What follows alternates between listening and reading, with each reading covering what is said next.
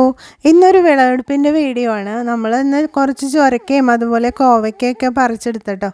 ചൊരക്ക നമ്മൾ താഴെ നട്ടതാണ്. അതിന് പന്തലും ഇട്ട് കൊടുത്തിട്ടുണ്ടായിരുന്നു. വല വെച്ചിട്ട് നല്ലൊരു പന്തലിട്ട് കൊടുത്തിട്ടുണ്ടായിരുന്നു. പക്ഷേ ആ വലയിലൊന്നും അല്ല കേട്ടോ ഇത് പടർന്ന് കയറിയത്. കുറച്ചൊക്കെ വലയിൽ പടർന്ന് കയറി. പിന്നെ കംപ്ലീറ്റ് ആ വലയുടെ അടുത്ത് നിൽക്കുന്ന മാവുണ്ടല്ലോ, ആ മാവിൻ്റെ മുകളിലേക്ക് പടർന്ന് കയറി.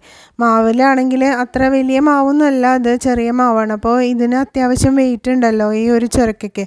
അപ്പോൾ വെയിറ്റ് താങ്ങാതെ കൊമ്പുകളൊക്കെ ഇങ്ങനെ ചാഞ്ഞു തുടങ്ങി. അപ്പോൾ മൂത്തിട്ടില്ല, എന്നാലും ഇത് പറിക്കാമെന്ന് വിചാരിക്കാൻ കേട്ടോ. അപ്പോൾ പകുതി മൂപ്പ് എത്തിയിട്ടുള്ളൂ.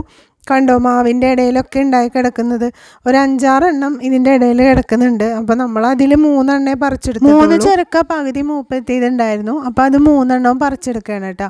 ബാക്കി 3 എണ്ണം നമ്മൾ അവിടെ നിർത്തുകയാണ്. അതിനി കുറച്ചുകൂടി വലുതായിട്ട് പറിക്കാമെന്ന് വിചാരിച്ചു. ഇപ്പോൾ ഇതിന് ഈ ഒരു വലിപ്പമല്ലാട്ടം ഉണ്ടാവുക, ഇതിൻ്റെ ഡബിളാവും.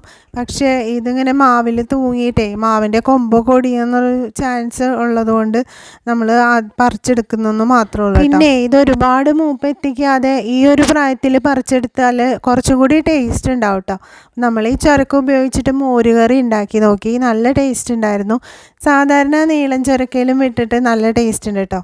പിന്നെ നമ്മൾ പറിച്ചെടുത്തത് കോവയ്ക്കയാണ്. നല്ല ഉണ്ട വലിയ കോവയ്ക്കയാണ് കേട്ടോ. അത് കോവയ്ക്ക ടെറസിൻ്റെ മുകളിലേക്ക് പന്തൽ ഇട്ട് കൊടുത്തിട്ട് വല വെച്ച് പന്തലിട്ട് കൊടുത്തിട്ട് നമ്മൾ പടർത്തിയെടുത്തേക്കുന്നത് കേട്ടോ. ഇതിൻ്റെ കൊമ്പ് താഴെയാണ് നട്ടിട്ടുള്ളത്, എന്നിട്ട് മുകളിലേക്ക് പടർത്തിയെടുത്തേക്കാണ്.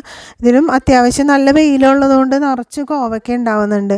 നമുക്ക് ഈ ഒരു സമയത്ത് നമുക്ക് വീട്ടിലേക്ക് വേണ്ട എല്ലാ പച്ചക്കറികളും ഉള്ളത് കൊണ്ടേ നമുക്ക് ഭയങ്കര സന്തോഷമാണ്. കോവയ്ക്കയിൽ നന്നായിട്ട് കായ് പിടിക്കണമെന്നുണ്ടെങ്കിൽ നല്ല വെയിൽ വേണം.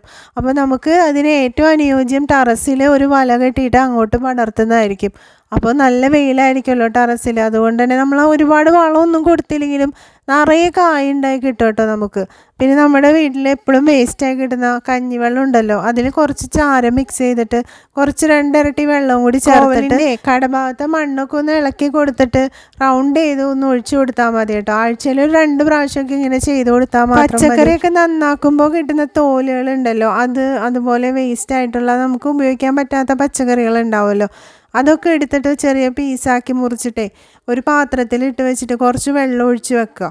അങ്ങനെ 2 ദിവസം വെച്ചിട്ട് ആ വെള്ളം ഒന്ന് അരിച്ചെടുത്തിട്ട് അതിൽ ഇരട്ടി വെള്ളം ചേർത്ത് ഈ ചെടികളുടെയൊക്കെ കടയ്ക്ക് ഒഴിച്ചു കൊടുത്താലും നല്ലതാണ് കേട്ടോ.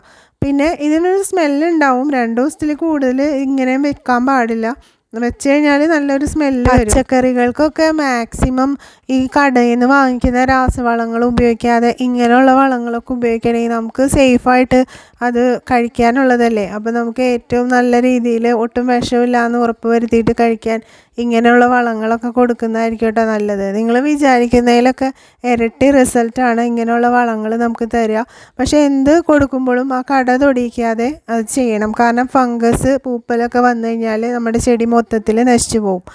അപ്പോൾ ഇന്നത്തെ വീഡിയോ ഒരു വിളവെടുപ്പിൻ്റെ വീഡിയോ ആയിരുന്നു. അപ്പോൾ നമുക്ക് ഒരു പുതിയ വീഡിയോ ആയിട്ട് ഇനിയും കാണാം. ബൈ.